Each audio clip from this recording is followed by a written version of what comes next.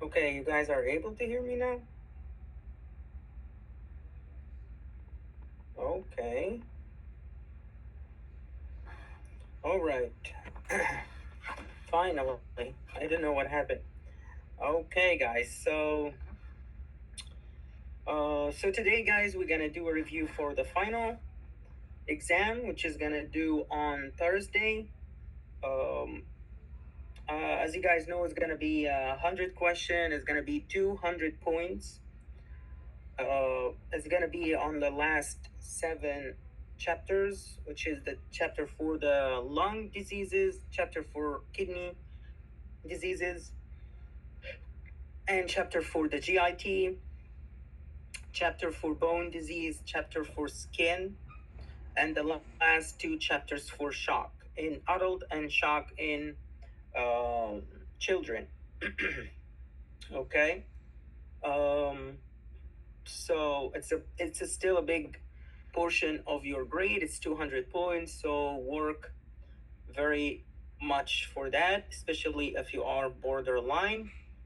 So okay, so let's go ahead and start with our review. Unless you guys have a question for me or you need any clarification, we could do that first, or just go ahead and start. Because today I'm gonna do, because that's why we need, as I told you guys, we need to review because the material is too huge, so it's not gonna be able to review it in one session. So today what we're gonna do, we're gonna review the GIT chapters, the bone and the skin. GIT, bone and skin. And the next review, we're just gonna do the chapters for the shock and the old 2 chapters. Okay? Because these 3 chapters are really heavy in your exam. The GIT and bone and skin, they are really heavy in the exam. Okay, so let me go ahead and start, guys. But I want you guys, if you want to answer or if you want to put your answer, please. We just gonna use the chat. Okay, we're gonna use the chat. All right. So, and I want you guys, as much as possible, try to answer, try to make it productive for yourself. Okay. So on interactive, so you guys gonna get more benefits of this review. Okay, so let me start, guys, about the GIT, the chapter for the GIT. So, if I ask you guys, where is the location of the vomiting center? Where is the location of vomiting center?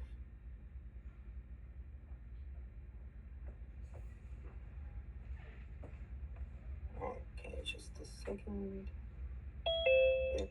Boy. Okay, who else? Who else want to answer? All right. So yes, the location of the vomiting center is, as we said, it's in medulla oblongata. Okay, it's in medulla oblongata, right? Okay, what if you guys know the types of diarrhea? What is the type of diarrhea that associated with the patient suffering from lactose deficiency? What is the type of diarrhea that associated with a patient suffering from lactase deficiency? All malabsorption, all malnutrition. What is the type of diarrhea? Is that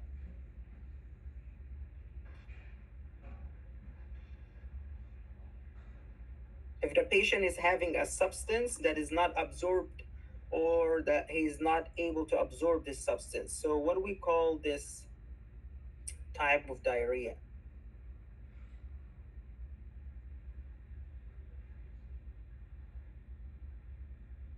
Mm, chronic diarrhea. Large volume. Okay, large volume, that's close. But what else? We have 24 students here. So We have 24 nurses, so please try to answer, guys. You could use your slides, like even look to your slides, look material.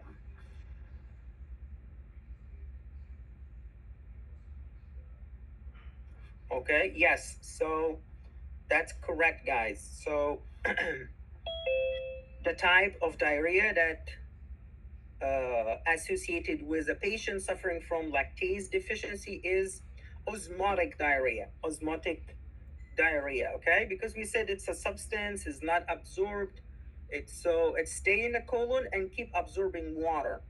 Keep absorbing water. So that's why we call it osmosis or osmotic diarrhea. Osmotic diarrhea. Okay. You could guys just open the slides and just answer from the slides. Could help you a little bit. Um, okay. What do we mean by hematochezia, guys? Hematochezia. What do we mean by that?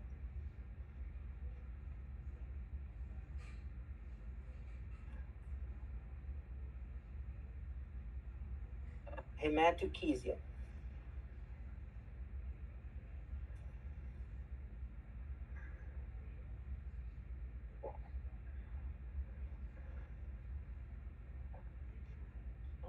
I will not say bloody diarrhea.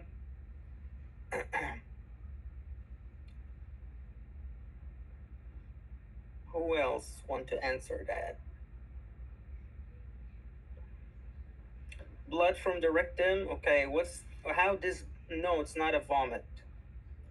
It's not a vomit. Okay, blood present in the stool, or what we call it, fresh, bright red blood in the stool. Okay, so hematochezia, it's the blood in the stool, but it's a fresh blood, fresh, bright blood. Okay, fresh, bright blood in the stool. So this we call it hematochezia. We call it hematochezia. Okay.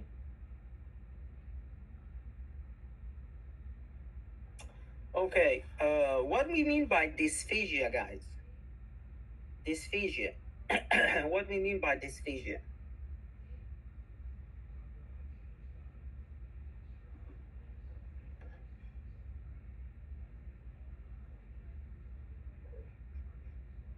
Okay, yes, difficult swallowing. Okay. All right. Unable or difficult swallowing or painful swallowing, that's correct. Okay. So, what is the cause of functional dysphagia? What is the cause of functional dysphagia? Like if we say this patient suffering from functional dysphagia, what could cause that? You could use your slides. Just open the GIT chapters, go to the dysphagia, and you will find it. Everything is going to be in the slides.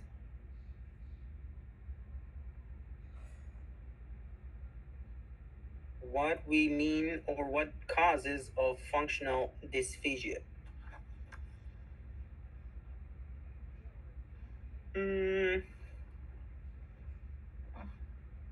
I will not say psychological or emotional.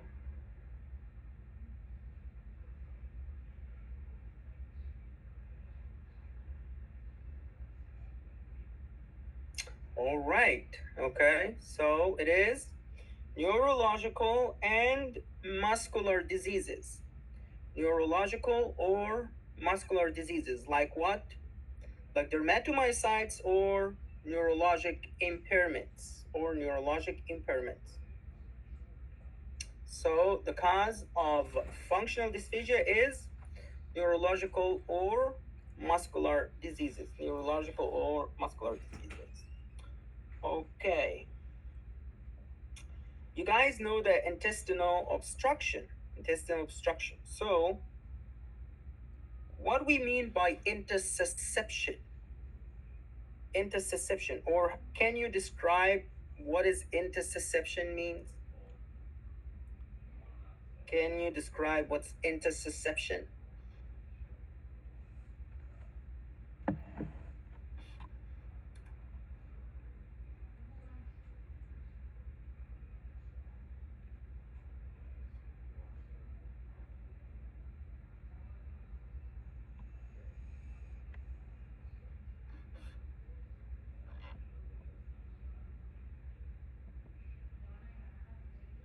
Intussusception is one, if you go to the slides, you go to the intestinal obstruction and go to the table, the big table.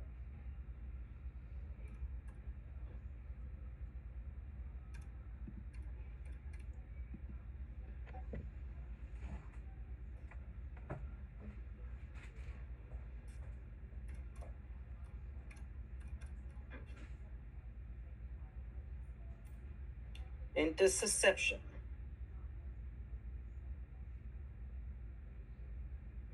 Okay.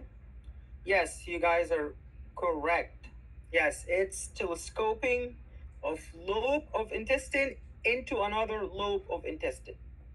Okay, so it is intussusception is one of the causes of intestinal obstruction. It means telescoping or one of the lobe of the small intestine move inside another lobe of the intestine.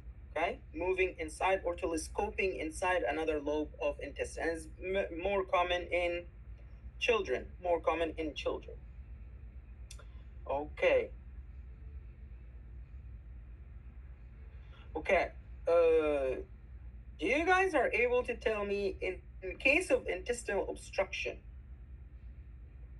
why the patient could have metabolic alkalosis? In case of intestinal obstruction, why the patient could have metabolic alkalosis? Metabolic alkalosis means the bicarb is high in the blood. So why? Why is that?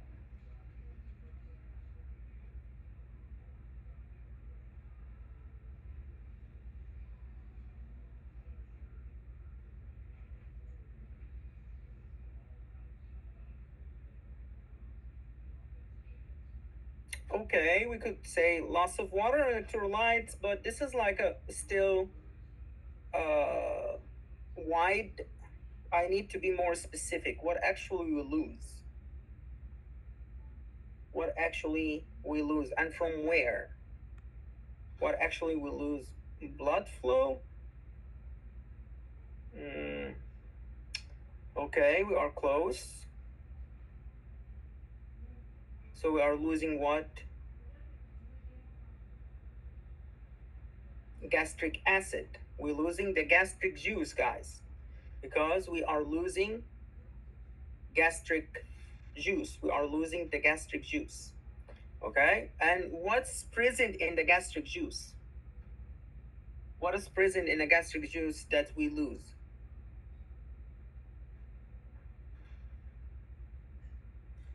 Is the acid, right? The HCl. So we are losing the hydrogen. We are losing the hydrogen ions in the gastric juice because of the intestinal obstruction, and this is will lead to metabolic alkalosis. Will lead to metabolic alkalosis. All right.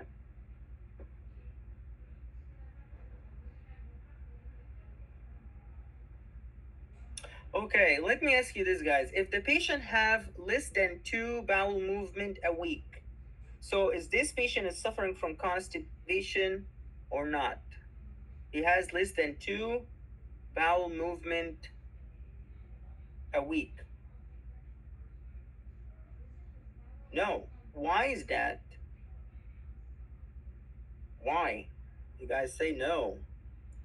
That's like a confident no. So why?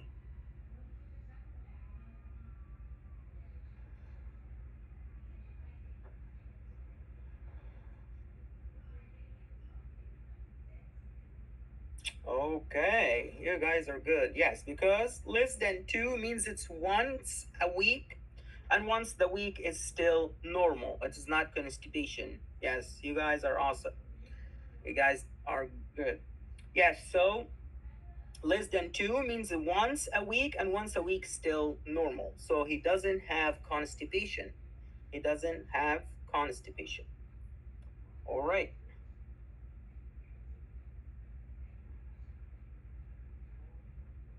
Okay, can you guys tell me where is the location of peptic ulcer? Like peptic ulcer could happen where in the GIT? Peptic ulcer could happen where in the GIT?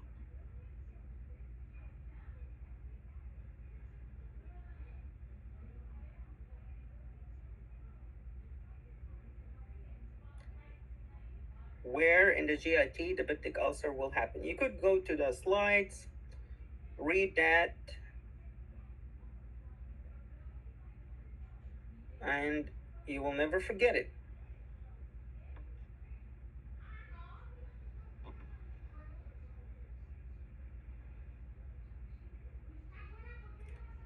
Okay, protective mucosal lining of stomach and esophagus, duodenum, esophagus.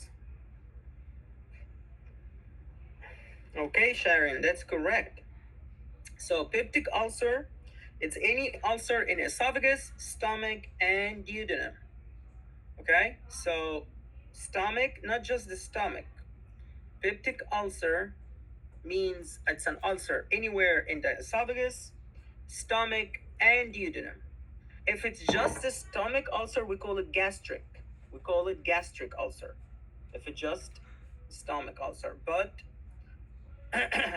peptic ulcer, this is a general term and it means esophagus, stomach, and duodenum. Anywhere else, so it's incorrect. Okay, anywhere else, so it's not a peptic ulcer. It's not a peptic ulcer. Okay.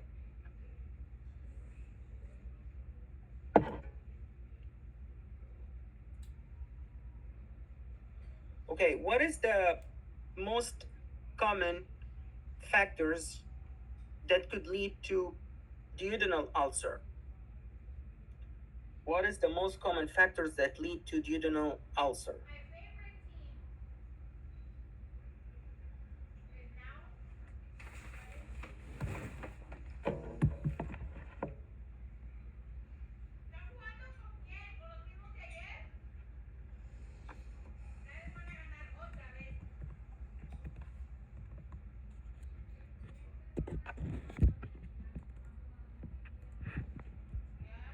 H. pylori. What else?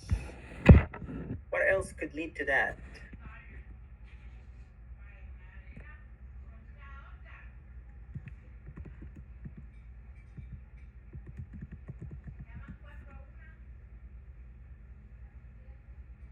Okay. The painkiller use. Okay. What else? We have rare factors. What is the rare factors, guys? Zillinger Ilsen, high gastrin level. Okay. What else?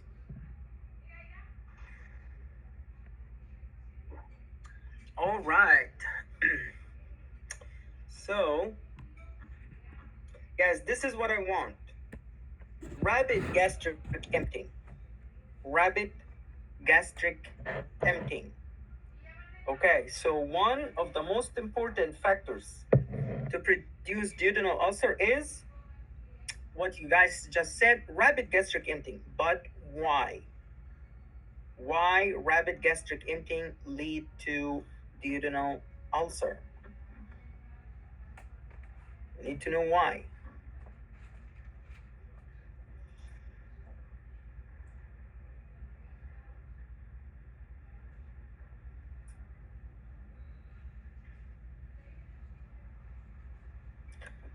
Small stomach or too much soft drinks. Okay, Sharon, I don't get it actually. Are you able to explain it more?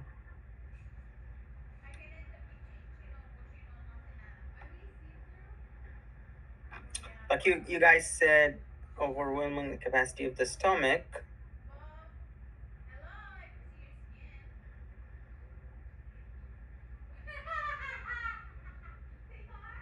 Okay, yes. So food moves too quickly. Yeah, food moves too quickly. And food leaves the stomach very quickly and still have too much acid, as Haley just said, because it deliver high acid of the stomach from the stomach to the duodenum, and it's still the duodenum is not ready for this high acidity. So if you the patient is keep eating, so the stomach is keep putting acid to the duodenum. So if it's empty super fast, so this acid will lead to duodenal ulcer. Okay, so because of high delivery of acid to the duodenum. Okay, all right. Okay.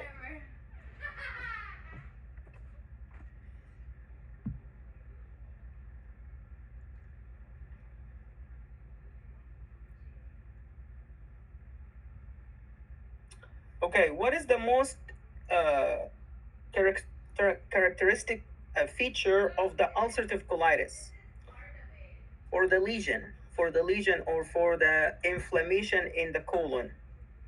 What is the most important characteristic features?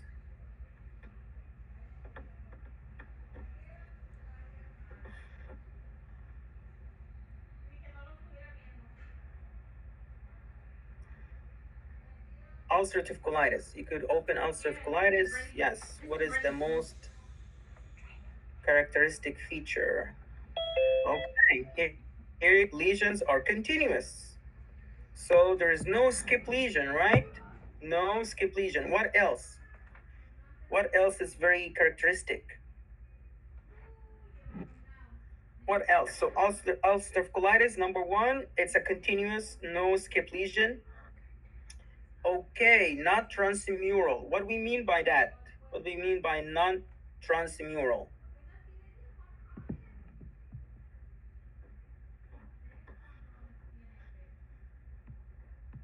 Bloody diarrhea. Okay, so it affects the mucosa layer only. Okay. It doesn't affect all the wall of the colon or rectum. All right, so let's gather everything that you guys said. So the most important characteristic feature of the ulcerative colitis is number one, it's a continuous lesion, no skip lesion. Okay, no skip lesion. The inflammation is just limited to the mucosal layer.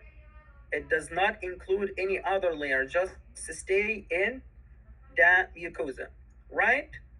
Number three, it could happen with just the area of the colon and the sigmoid colon. It doesn't happen all over the GIT, just limited or just happen in the colon area. That's why we call it ulcerative colitis. So this is the three.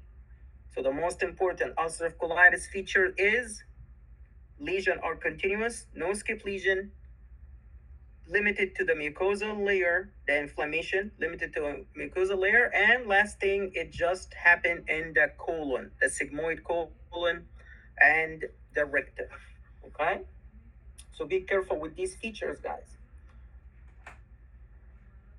Okay, what is the most fatal what is the most fatal bleeding that could happen with a patient suffering from portal hypertension?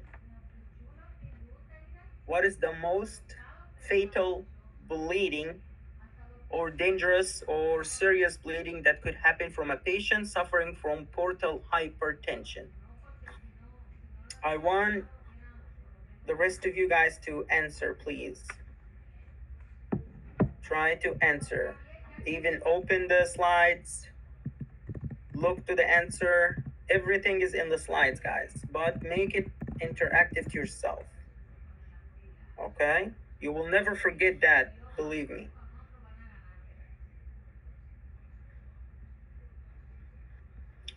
What is the most fatal bleeding that happened with a patient suffering from portal hypertension? Bleeding from where?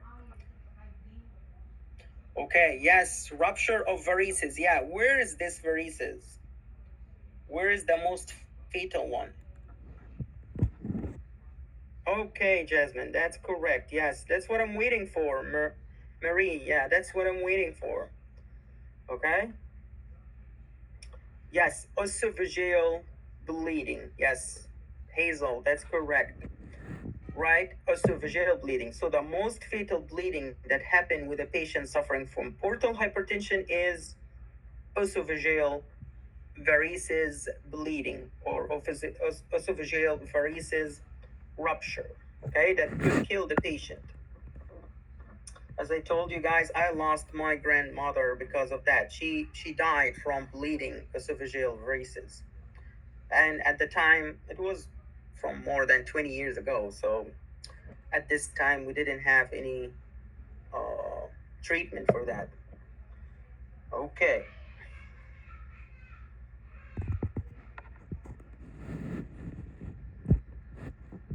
Okay. How you guys know, or what is the lab value, or what is the lab investigation that you could do to the patient to diagnose that he is now suffering from splenomegaly or an enlargement of the spleen?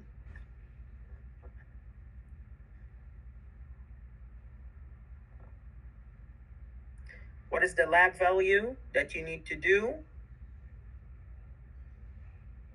to diagnose a patient that developed splenomegaly? Like he's now, splenomegaly means an enlargement of the spleen. But there's a lab value I told you about. It happened with splenomegaly.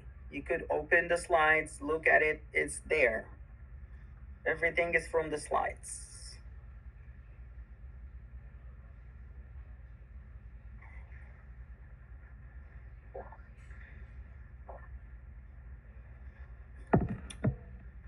Okay.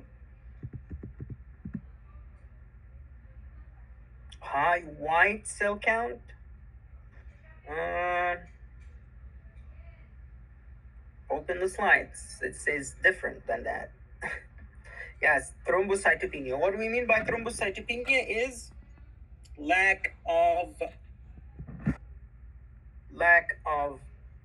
platelets count or decrease of platelets count. Thrombocytopenia means decrease in platelet count. So if you have a patient that you suspect that he develops splenomegaly, what I should do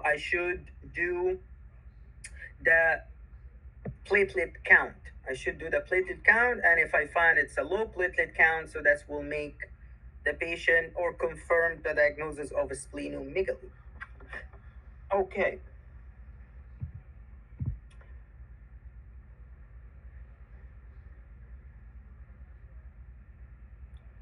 What we mean by cholelithiasis, guys? What we mean by cholelithiasis? Cholelithiasis.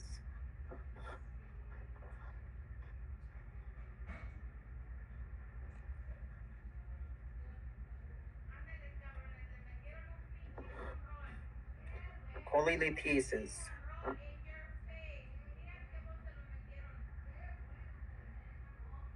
It's in the slides. Look to the slides. Okay, yeah, it's gallstone or gallbladder stone. Gallstone or gallbladder stone. Okay, what is the most common type of gallbladder stone? What is the most common type of gallbladder stone?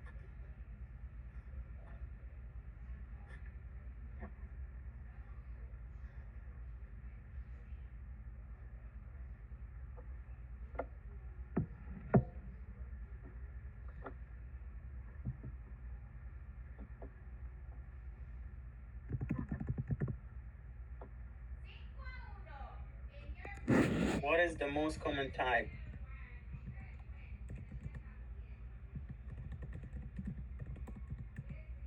of gallbladder stone? It's cholesterol stone, right? If you go to the slides, you guys gonna find it. It's the most common type of gallbladder stone. It's made of cholesterol stone, right? So the most common type of gallbladder stone is, or what we call it, cholelithiasis, and you guys need to know both names.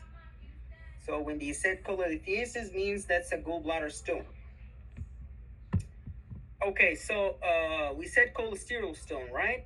Is cholesterol, is it water soluble or water insoluble? Cholesterol. It's soluble in water or water insoluble.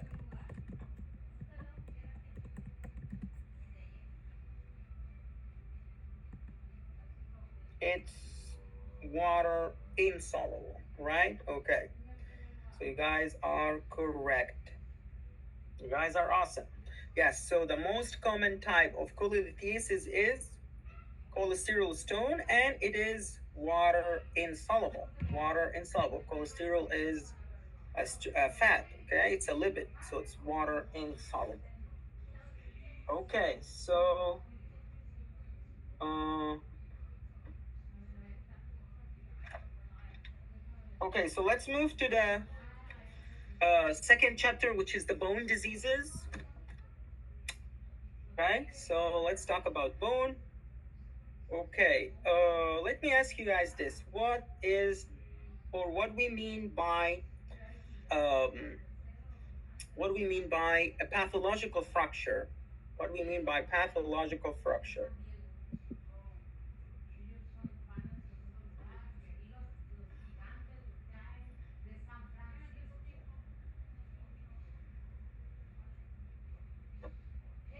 Pathological fracture. What do we mean by that? Go to the chapter of the bone. You could read it. You will never forget that.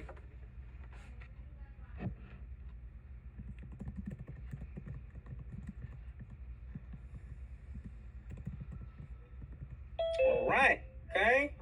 Yes. So go to the chapter. You guys gonna find everything is easy to answer. Okay. And I talked about that in a lecture. Yes. So you guys are correct. So it's a pathological fracture. It's a bone fracture on the top of a disease. Okay. It's a bone fracture or on top of a disease in the bone or abnormality in the bone. So bone fracture, it's a pathological fracture, sorry, it's a bone fracture on the top of a disease or abnormality in the bone.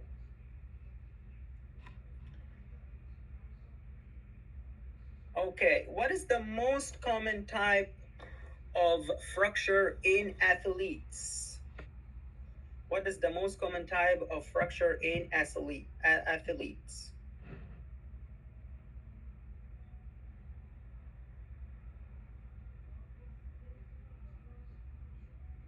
Is,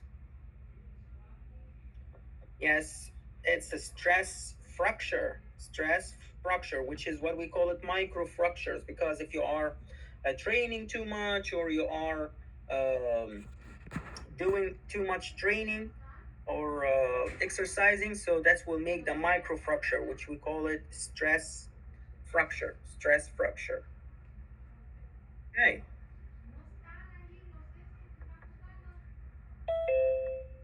All right.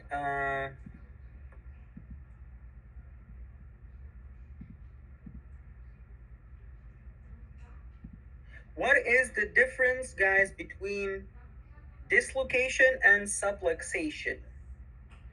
What is the difference between dislocation and subluxation? The space. Okay.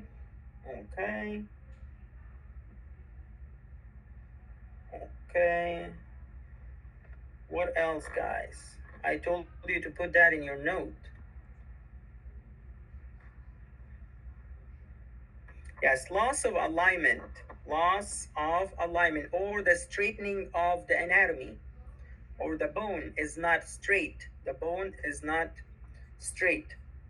So one of the most common outcome from or difference between the dislocation or subluxation is the bone will lose its straightening, okay, or loss of the alignment of the bone, loss of alignment of the bone. Okay. Mm, what do we mean by tear in the ligament? Tear in the muscle ligament. What do we call that?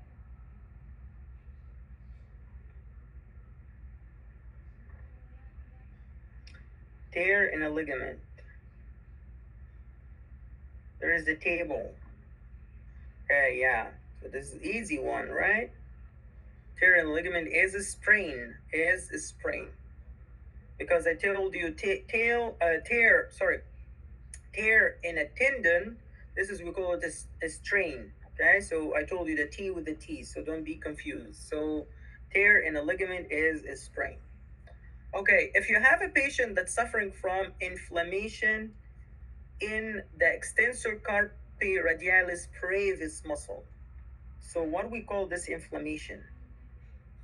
It has a certain name. Inflammation of extensor carpi radialis brevis muscle. Extensor. So what do we call that?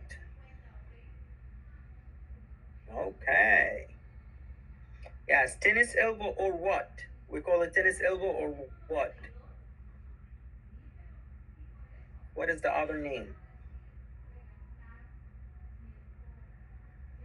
Okay, lateral epicondylitis. Okay, lateral epicondylitis. So inflammation of extensor, and I told you it's a T, and just one muscle. Extensor, so that's mean inflammation of the lateral.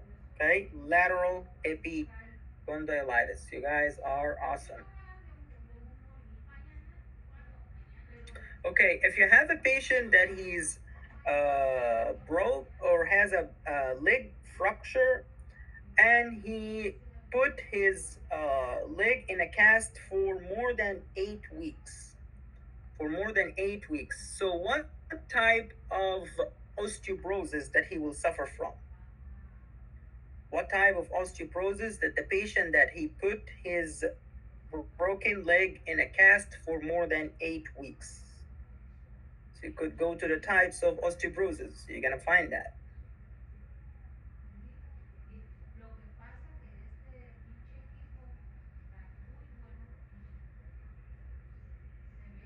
Types of osteoporosis. So what we call a patient, he broke his leg or he has a fracture in the leg, and he put his leg in a cast for more than 8 weeks. So what we call this type of fracture?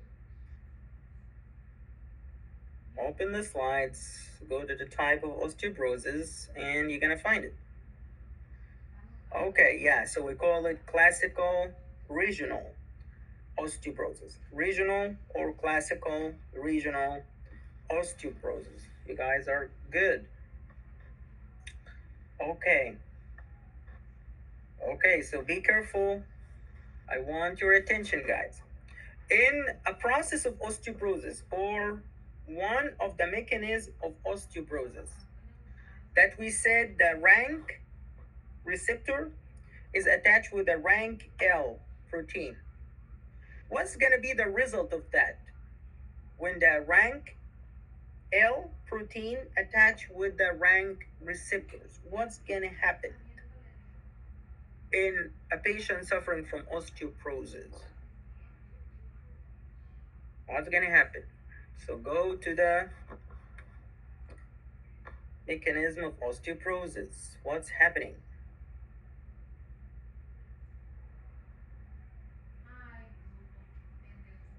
With the rank L bind, when the rank L bind with the rank receptors.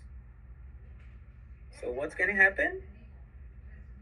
All right. Yes, there will be bone resorption due to what? Due to osteoclast activity and survival. Okay, osteoclast activity and survival. And what is osteoclast? What does the osteoclast do? It's a breakdown bone cell. It's the cell that break down the bone. Okay, so when rank L is bind to rank receptor, what's going to happen? Bone resorption because osteoclast stimulation and survival. Stimulation and survival. Okay? Everything is in the slides. Okay.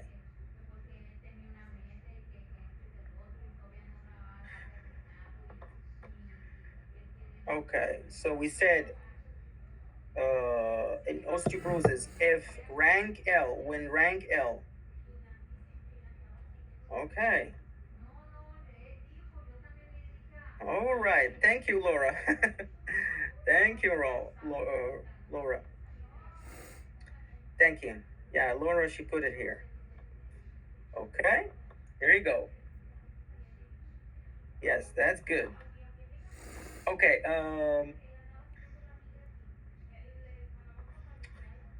All right. Um,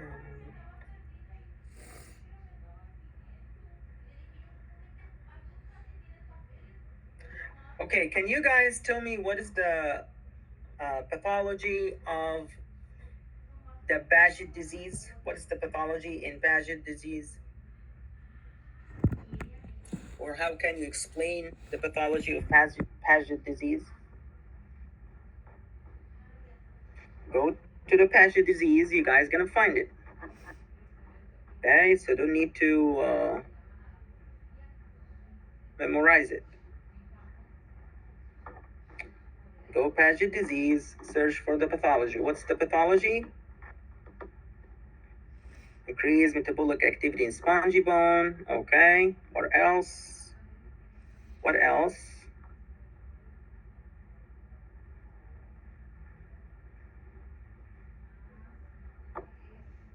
Increase just bone resorption, like only the bone resorption is the problem. I told you something happened. This is phase 1.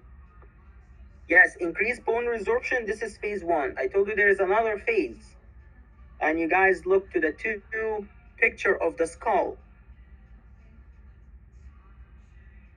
Okay, so it's deposition of disorganized bone and a large and soft and affected bone.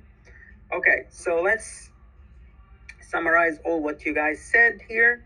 So the pathology, or how I explain Paget disease, it's a disease because of abnormal bone resorption and formation of the bone, right? So there's a problem with the bone resorption and bone formation, right? Because we said the problem, or the stage 1, the bone is resorbed or the bone is destroyed, and the second phase is the bone is reformed but abnormally, reformation, abnormal or disorganized reformation, right? So this is the Paget disease.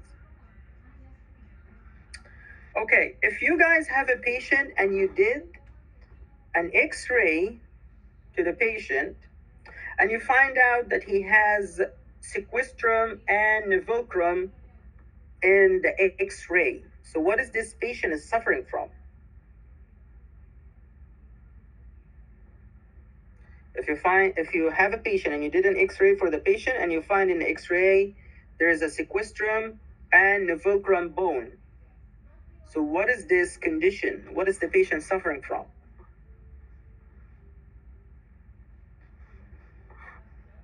Okay, so search for that. I told you this is two important terms, two important pathological terms, sequestrum and nivelcrum. If you have them in an x-ray, so what is the patient suffering from? Osteomyelitis, right? Osteomyelitis, inflammation of the bone, inflammation of the bone. So if you have a patient suffering from sequestrum, so okay, so if you did an x-ray for the patient and you find in the x-ray an area of sequestrum and an area of nivelcrum, so what is the patient is suffering from?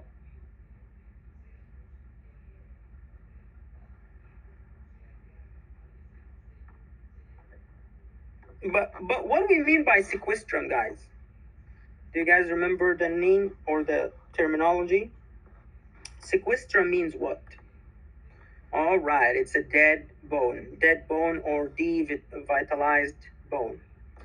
Devitalized bone or a dead bone. Yes, you guys are awesome. Okay, or you could read it from the slides.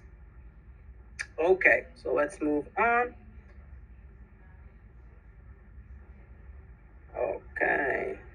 Okay, do you guys remember I told you what is the primary defect or the primary or the very first stage in the pathology of osteoarthritis? What is the number one or the primary defect of osteoarthritis? What is the primary defect in osteoarthritis?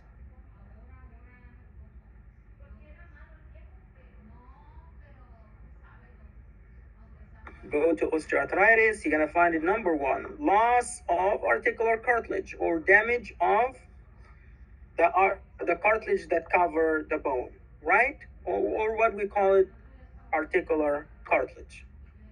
Okay, so the primary defect in osteoarthritis is damage of or breakdown of the articular cartilage, breakdown of articular cartilage. Okay, so let's move on. Okay, can you guys tell me, or can you guys are able to explain what we mean by ankylosing spondylitis? Ankylosing spondylitis. You guys could go to the slide.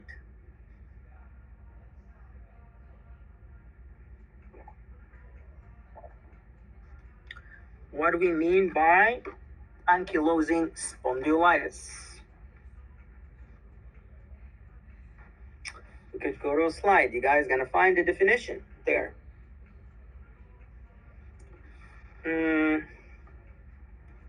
Okay, inflammation, disease. Okay, we are close.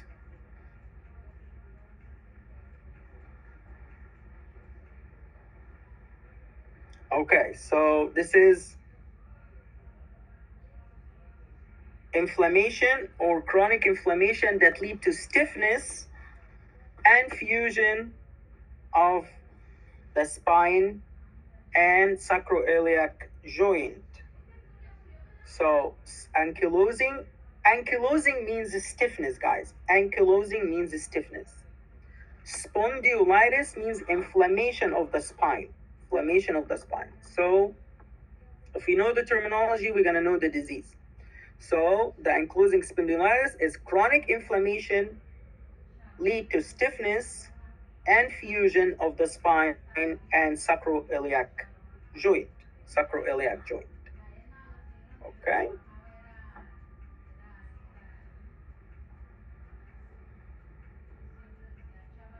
Okay. Let's talk about gout. What could cause, or what is the cause of crystallization of uric acid in the joints or synovial joint? What is the number one cause? Or yeah, cold weather or temperature, but what else?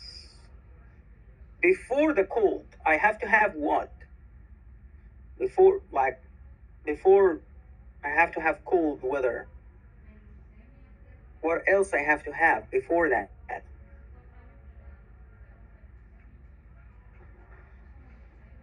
Like anyone he will expose to the cold weather or he has cold extremities, he will develop crystals.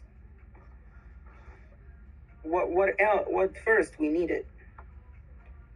Yes, Sharon. Yes, that's correct. We have to have high uric acid first. We have to have high uric acid, right? So we have the very first step in formation of crystallize inside the synovial joint is high level of uric acid. Then if I have high level of uric acid, yes, if I expose to the cold, yes, that will lead to crystallization. But I have to have first high level of uric acid, right? Because not everyone he's exposed to cold, he will develop crystals of uric acid. Okay, he has to have first high level of uric acid. Okay, so overproduction of uric acid or high level of uric acid is the number one cause. Okay, if you have a patient suffering from fibromyalgia, so what you need to do to this patient, or what you need to assess in this patient, if you have a patient that you think is suffering from fibromyalgia, what you need to assess in this patient, what you're gonna do to differentiate if he's faking it or if he's really suffering from fibromyalgia. So go to fibromyalgia and read it, guys. Go to the slide. Okay, so we're gonna examine what? The tender points. The tender points. So what we need to assess is the tender point and the degree of the sensitivity of this tender points. So if you have a patient suffering from fibromyalgia, number one I need to assess is to ask him about the tender points. Okay, yes, Sharon, that's correct. Is to ask him about the tender points by the two index that we talked about, and to ask about the severity of pain. To ask about the severity of pain in this tender points. Okay.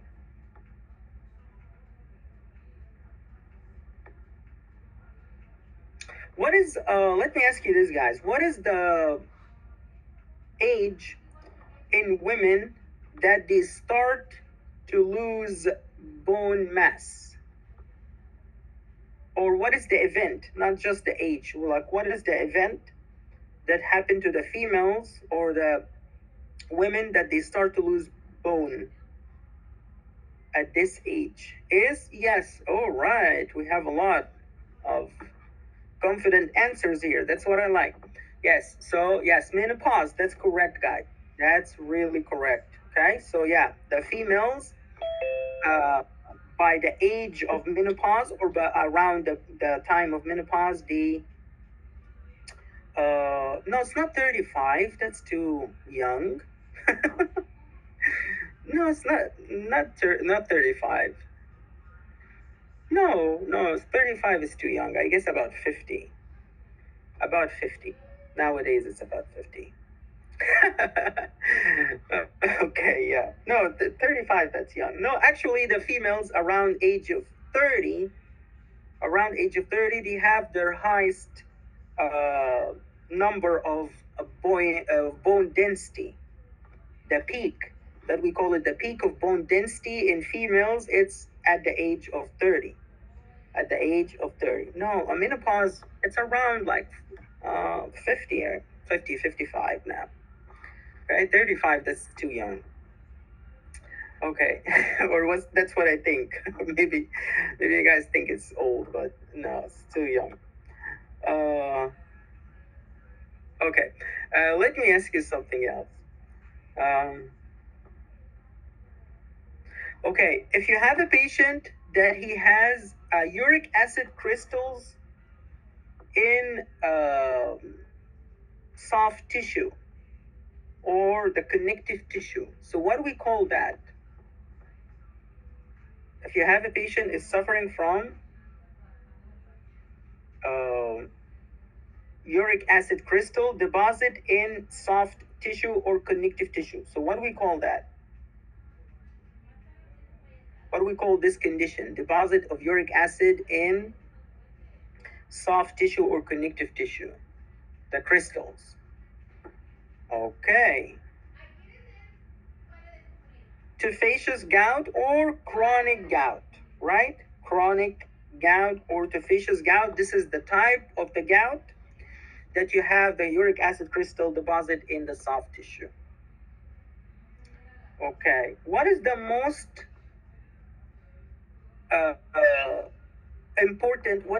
important pathology that happen in the joint suffer from rheumatoid arthritis? What is the most important pathological change happen in the joint suffer from pathological rheumatoid arthritis? What's happening? Go to rheumatoid arthritis, look to the joint, and tell me.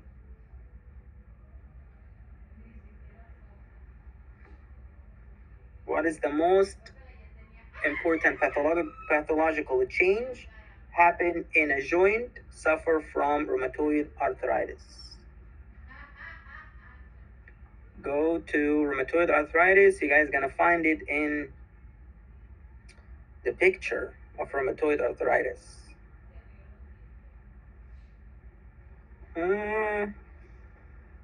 The cyst, rupture of the cyst, this is a late complication, very late complication. So go to the slides, it's in the picture, and I told you about it.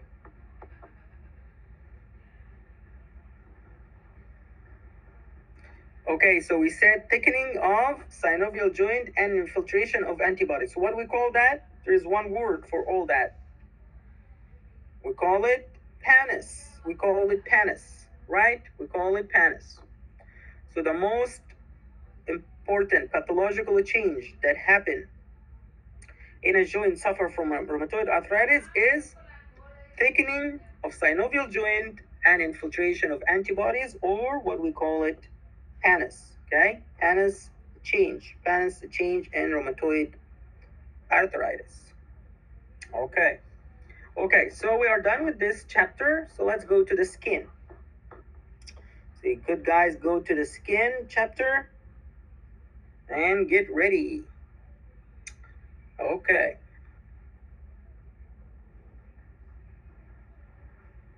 All right, so what is the number one sign that it could let me detect a patient is gonna suffer from pressure ulcer or from pressure injury? What is the number one sign or pathology that I could detect an early pressure injury or a pressure ulcer? What it could be number one for that?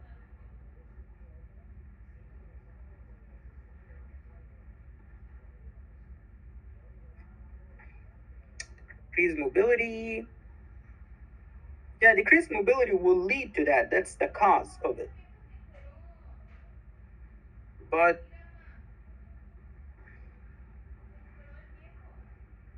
skin discoloration. Okay, again, guys, please be careful.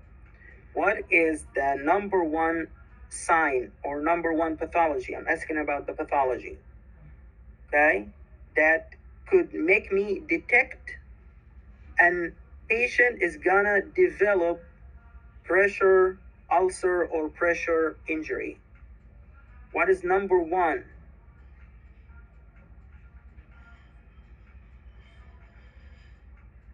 Okay, so this is correct, Rashiki. So non-planchable skin, okay? Non-planchable erythema, stage one of pressure ulcer or pressure uh, injury. It's non-planchable erythema of the skin. This is number one indication or number one pathology that gonna lead to or gonna tell me that the patient is developing pressure ulcer. Okay, non-planchable erythema. Okay, all right. If you another point, if you look to a patient suffering from extreme scar, and you find the scar look like it's a claw shaping, and it's the margin of the scar is beyond the original scar. So what do we call that? If you find a patient suffering from extreme scar, and the scar look like a claw shape, and it's beyond the original margin. So what we call that? We call it keloid. We call it keloid, as you guys said. Yes, if you find the margin beyond the original, so this is, we call it keloid. Okay.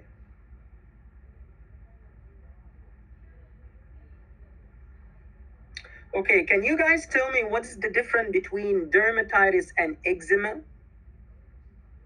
What is the difference between dermatitis and eczema?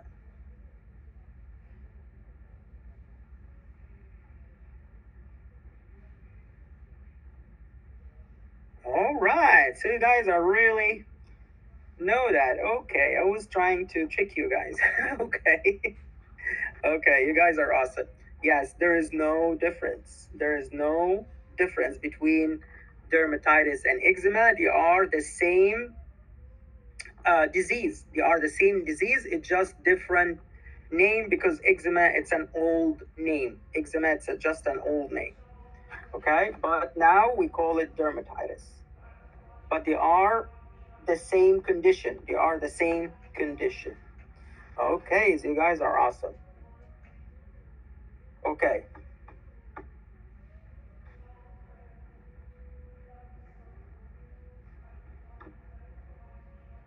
Okay, can you guys tell me what is the most common symptoms that happen with any type of dermatitis?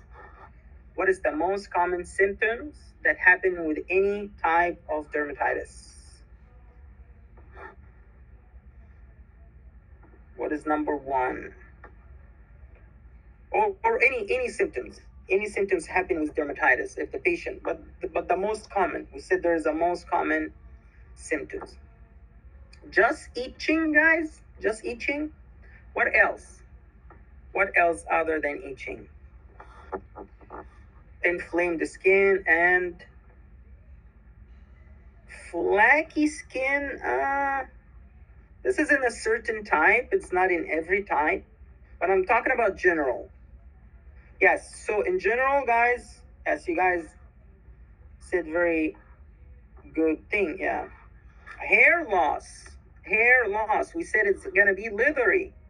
It's going to be leathery. It means there is hair loss, right? So the most common symptoms that happen with any type of dermatitis is number one, as you guys said, is pruritus or itching. And number two is erythema. Number two is erythema. All right. Okay. Okay. So I want you guys to be focused. If you have a patient that's suffering from demarcated salmon pink lesion in the area of the trunk. So what we call this disease? If the patient is suffering from a skin lesion that is well demarcated and it's a salmon pink in color in the area of the trunk, what is the disease of that? Open the slides and read that.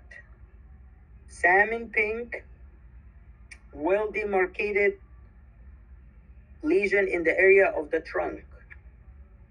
So what we call that? Okay. Yes, we call it pityriasis rosea. Pityriasis rosea. Okay, pityriasis rosea. Guys are good. Okay. If you have a patient that suffer from well demarcated, thick and silvery, scaly lesion. So what is the patient is suffering from? The patient is suffering from well demarcated, thick and silvery, scaly lesion. So what is the patient suffering from?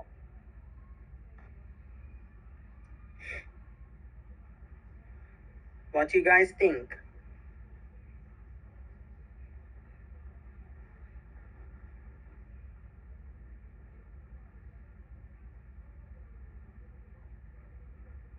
Okay, plaque psoriasis or psoriasis. Okay, so this the silver color and thick lesion, this is always what we call it psoriasis. Always what we call it psoriasis. That's correct, Marilyn. So yes, psoriasis is correct. Okay. Let me ask you this, guys. What is the type of the pathogen that lives in the skin and GIT and vaginal canal? What is the type of pathogen that lives in skin, GIT, and vaginal canal? Normally, that lives normally in these areas.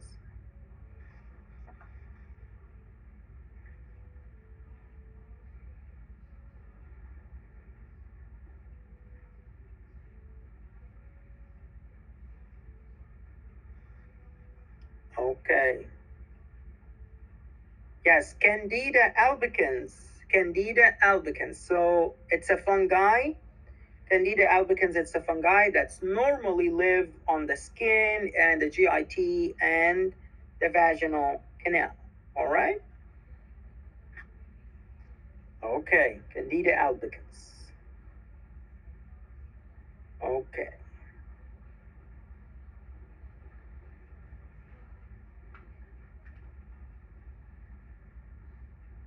Okay, if you have a patient that suffer from a lesion or inflammatory lesion on the forehead and the cheeks and the nose area, the area that exposed to the sunlight. So what is this patient is suffering from?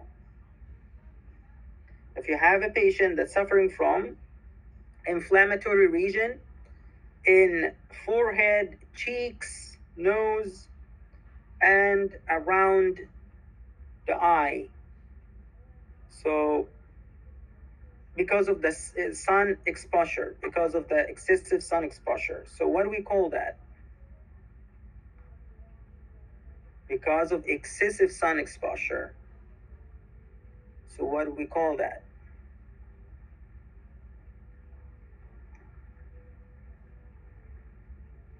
Patient suffer from inflammatory lesion on the forehead, cheeks, nose, and around the eye because of excessive sun exposure. So we call it acne rosacea.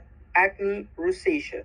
Okay, this is the people that I told you they are sensitive to sunlight or they exposed to sunlight a lot, and the sunlight will damage the nerve supply of the blood vessels of the skin. Okay. Okay, can you guys tell me what is the disease that could develop a chicken pox in young patient and develop shingles in the same patient in the old age? What is the name of the virus that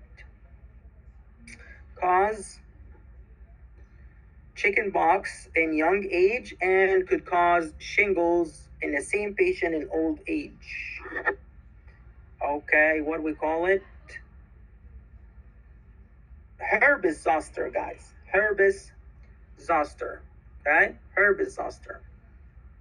Because varicella is the chicken pox that's happened in the young age. That happened in a young age. But the virus we call it herpes zoster. We call it herpes zoster, which could cause chicken pox in young and shingles in adult. Shingles in adult. Okay.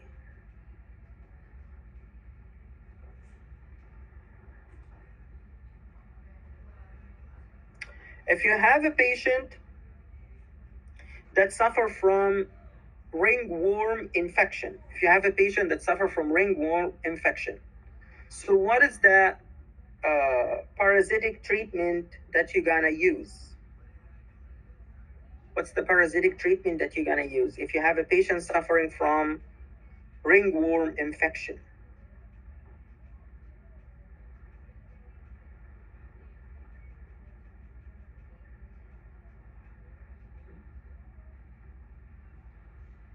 Okay, you guys are awesome. You guys are awesome. Yes, I tried to trick you guys. Yes, none. I will use none. It's not a parasite.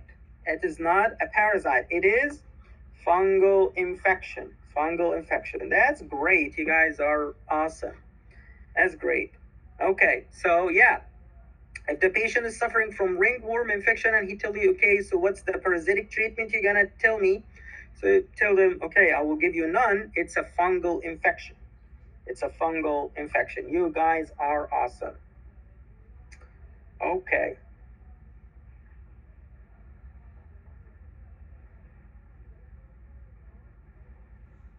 Okay, if you have a patient that suffer from an allergy because or a skin lesion because of too much IgE antibodies that attacking the mast cells and releasing a lot of histamine in his blood. So what type of skin lesion is that?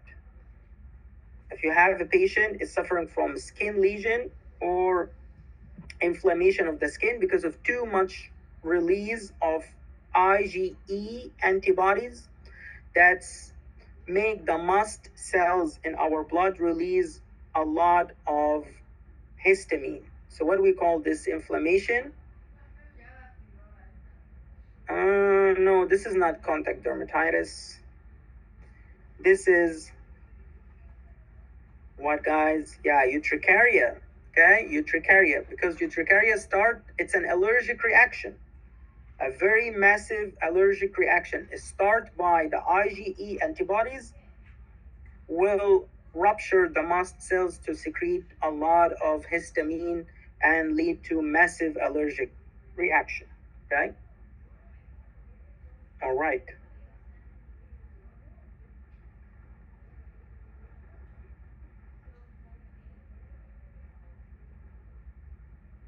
Scleroderma, guys. What do we mean by scleroderma?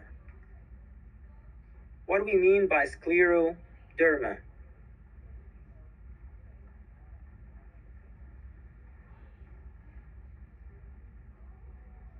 You could go to the slides, read the scleroderma, and you will never forget it.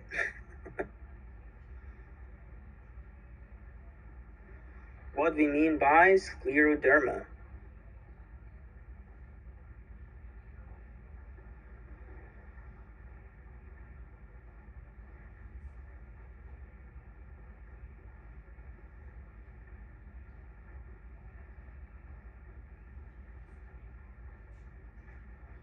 Mm-hmm.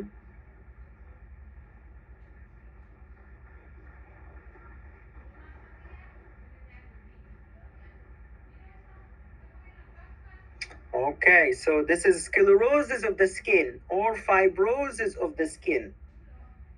Is it autoimmune or it is not autoimmune? Is it autoimmune or not? Yes, it is autoimmune. So scleroderma, it's an autoimmune sclerosis or fibrosis of the skin. And what is the part or what is the protein in the immune system that's attacked the skin? What is attacking the skin? What is the immune molecule or the immune protein, the autoimmune protein that attacking the skin? What do we call it? Look to the pathology. If you are opening the slides, look to the pathology. Yeah, T helper 1 and T helper 17, and there's something else. We call it O2 antibodies. O2 antibodies. Okay, so again, what is the scleroderma or what is the pathology of the scleroderma? It's a sclerosis or thickening of the skin, but it's an autoimmune inflammation caused by O2 antibody attacking the skin. O2 antibody attacking the keratinocytes,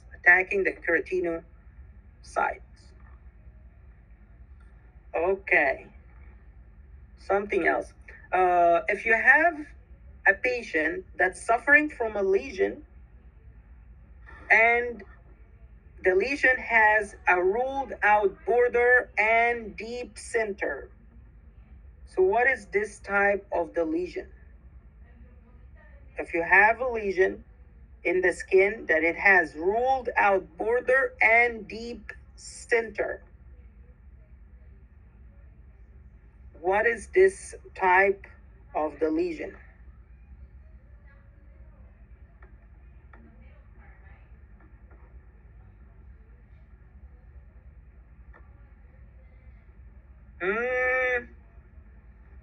I will not say cellulitis. Cellulitis just, it's a redness, severe redness, inflammation of the skin. No, you guys gonna find an ulcer. It's a lesion, look like an ulcer, which is deep center and ruled out border. So what do we call this lesion? what do we call that? Or what is this disease that caused this lesion? It's a lesion of the skin with deep center or an ulcer of a deep center and ruled out border. So guys, go all the way to the end of the chapters. You guys gonna find it in basal cell carcinoma, malignancy of the skin. Basal cell carcinoma, malignancy of the skin. Okay, so the lesion in the skin that it looks like ruled out border and center and deep center, this is caused by basal cell carcinoma, malignancy of the skin. Basal cell carcinoma, malignancy of the skin. Okay.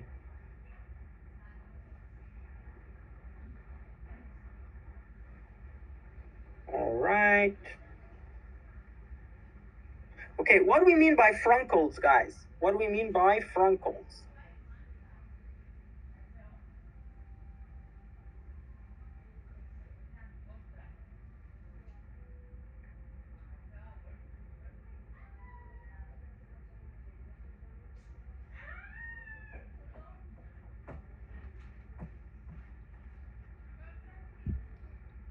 Okay, yeah, boil, but what do we mean? Still, I don't know what's exactly mean. What is the pathology of furuncles? Or what do we mean by furuncles?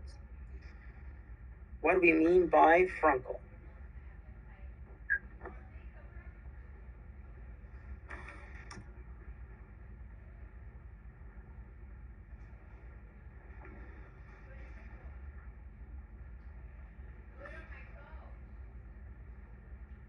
Yes, inflammation of hair follicle or severe inflammation of hair follicles. Infected hair follicle extend to the surrounding tissue. Yes, that's correct. That's correct, guys. Okay.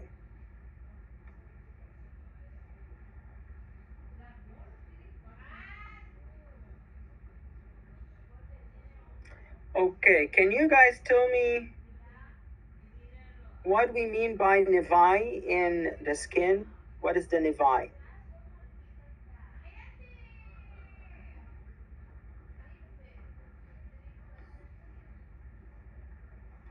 What do we mean by nevi in the skin?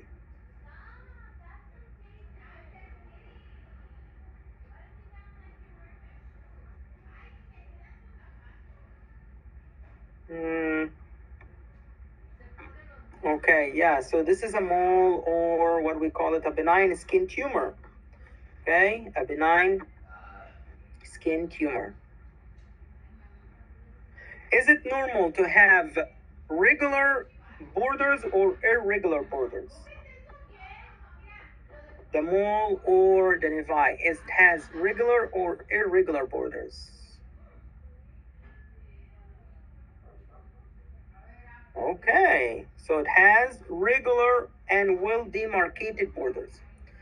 So if you find out that the nevi has irregular borders, so this is incorrect. Okay, so if it has irregular borders, so this is incorrect, right? So because nevi has regular borders, and of course it's happening in young age, in children in young age. What is the nevi come from? Like, what is the cells? What is the cells that form the nevi? What is the name of the cells that form the nevi? All right. You guys are awesome. Yes. The cells that form nevi is melanocytes. They come from the melanocytes. So nevi always happen in young age in children, always coming from melanocytes, and they are having regular borders. So if it's irregular border, that's incorrect. Okay, that's incorrect. Okay, do you guys remember Kaposi sarcoma? The Kaposi sarcoma, what is the endemic type or what is the endemic form of Kaposi sarcoma? You could go to the slides, open Kaposi sarcoma. What is the endemic form? I told you the forms are important. What is the endemic form of Kaposi sarcoma?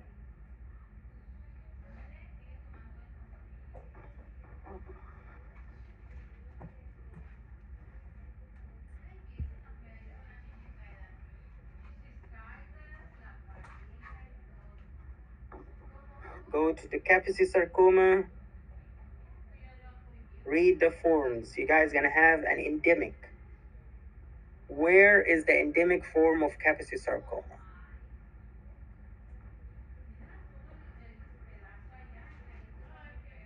Okay. So where is it? In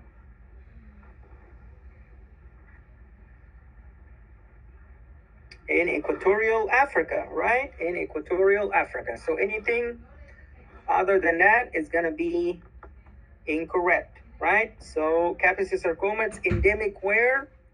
In Equatorial Africa. Any other place, it's incorrect for endemic, for endemic form, for endemic form.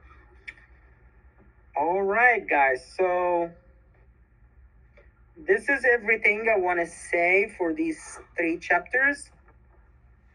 Okay, so please, guys, study well, study this chapter well, and that's why I know it's a little bit, but this is why we need to. So next review is gonna be just on the shock and the old chapters, and as we said, is gonna be on Tuesday. All right, guys. So thank you so much. If you have any question for me, I will stay. I'm not going anywhere. But other than that, thank you guys so much, and have a good rest of your day.